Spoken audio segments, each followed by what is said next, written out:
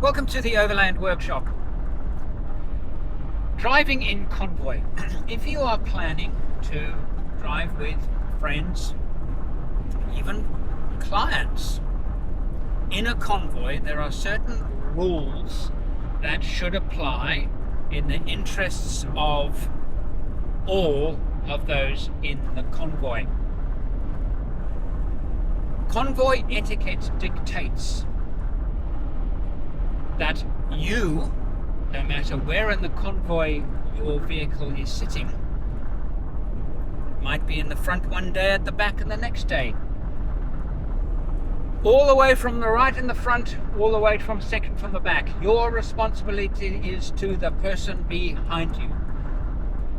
So you are responsible for the person who is directly behind you. The chap at the back, well, you've got an easy day. You don't have to worry about anything apart from yourself. That way, if anybody becomes lost,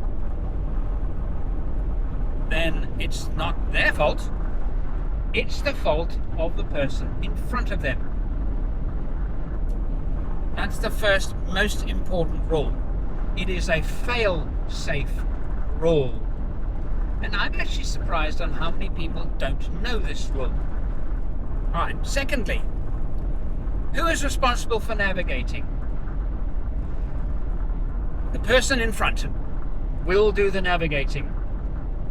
It is absolutely acceptable and okay and even advised that others in the convoy contribute. Don't follow blindly the person in front of you. So it is really important for everybody in the convoy to be aware of where they're going, where their intended destination is, and even the route. But not being the primary navigator, it is only the person in front who is the person who's going to make sure that nobody gets lost. I am on a trip right now. We're on the final leg of the trip, and during the course of our adventure we have been navigating through some very remote parts of Western Australia with unknown tracks, and it was not uncommon for one of us to say, did we take the right turn, on the radio? And the proper etiquette then is to discuss it.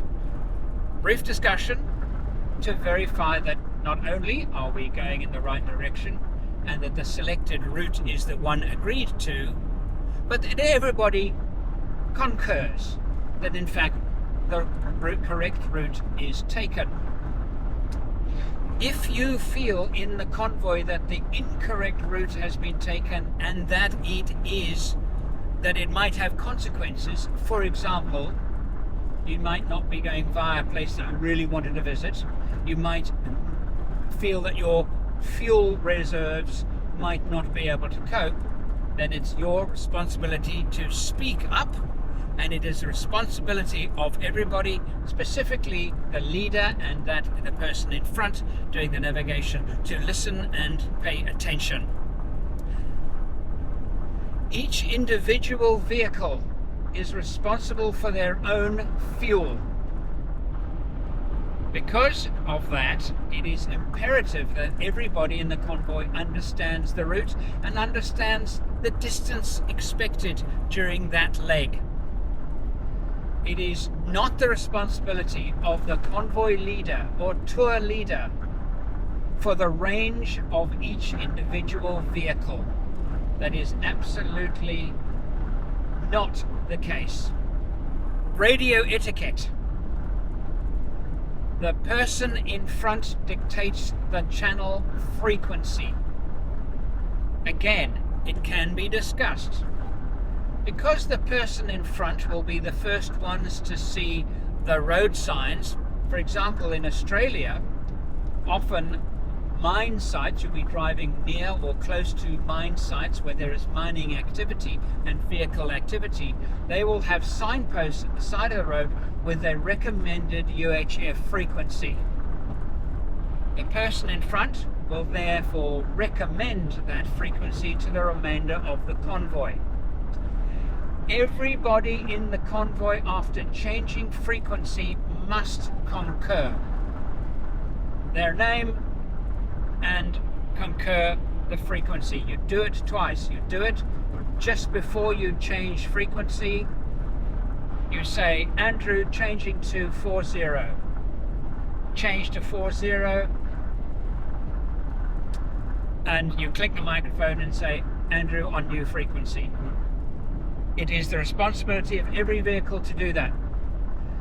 Because the tour leader is then going to say, oh, well, number 5 didn't say anything. It is up to the tour leader to then go back to perhaps the previous frequency and verify that that person has changed to the correct frequency.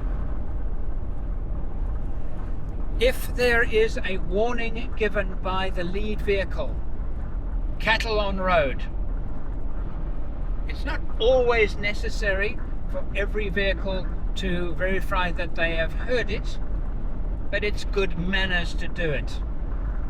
It's all particularly good manners if there is a specific danger ahead and the leading vehicle wants to make sure, and you think it is important that the lead vehicle knows that something is happening, a hazard, a dangerous hazard on the road, and now the tour leader or front vehicle, it might be important them to know that everybody has heard those instructions.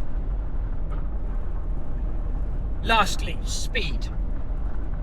The speed of the convoy is dictated by the slowest vehicle. This only works if rule number 1 is applied. Rule number 1 being, you are responsible for the vehicle behind you. I'm going to get back to that. There's a split in the track. The lead vehicle might say, go left or go right. Hopefully the lead vehicle won't use that term, go left or go right, because it might actually appear to be go straight, because there is an alternative to go right. Use the word bear left. There might be 3 roads, bear left. It's not right, it's not middle, it's bear left. Left of left of left. That's what bear left means. Using the word straight can be very ambiguous because, well, it might be straight-ish. So use the word bear. So if you have 3 tracks, a left and a middle and a right, don't say bear straight or go straight. You say go or bear middle. Middle. If there are 4 and there could be confusion, driver in front, stop your car. Make sure the vehicle behind you has followed you and is on the correct track. The vehicle behind you is then going to look and wait for the vehicle in front to take the right track. Vehicle in front, whatever vehicle that might be, you're looking behind you and you're going to make absolute sure that the vehicle behind you has taken the correct track. Don't think that they have understood or even heard the radio call to take a particular track.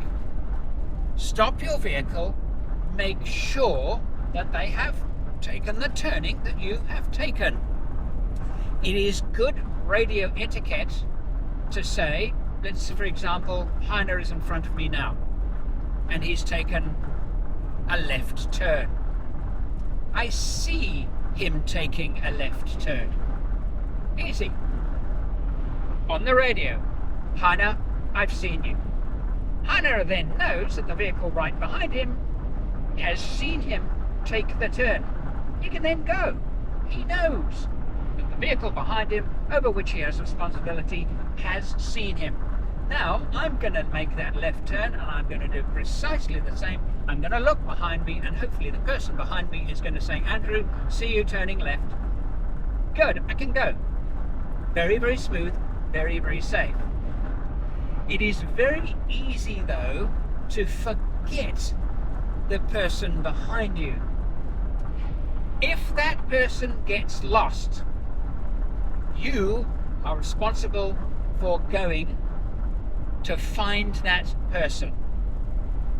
All right, your responsibility. And if it takes you the day, it's your responsibility. So that is why it works so well with regard to speed, because whatever vehicle in the convoy is traveling the slowest will be the general pace of the convoy. And the reason why it is the slowest is that I personally won't drive at a speed that I think is unsafe. I will drive at the speed that I consider safe for me as a driver and my abilities and capabilities. All of the people in the convoy will have different skill levels, experience levels. You are going to drive at the speed of the person with the minimum, the slowest speed.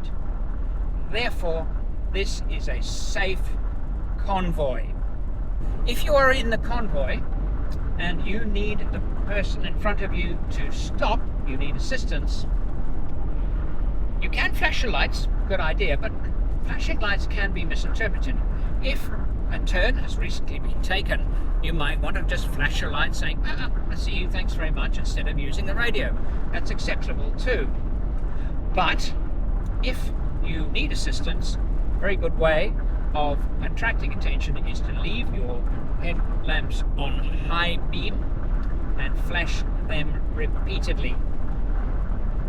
That is also a good convoy rule, in that if you're seeing unnatural behavior from the vehicle behind you with regard to their headlights, you can make an assumption that they will want you to stop, and if they might need assistance or might need to communicate something with you urgently. There you go. Convoy rules. Stick to them and your convoy will be safe and comfortable and enjoyable. The Overland-Workshop offers 10 courses: building and kitting a four-wheel drive overlander, overland operations, choosing a four-wheel drive, what will be best suited to your overland aspirations, a guide to reconditioning an older four-wheel drive for touring, mechanical preparation and maintenance of an overlander, DC wiring installations, a step-by-step guide, the off-grid and expedition pantry. So like I said before, we've established how much energy do I use per day. So what I suggest is get a piece of paper and you put some columns down. Make yourself a little set of columns, least flexible, most flexible. Your overlanding dreams are waiting for you.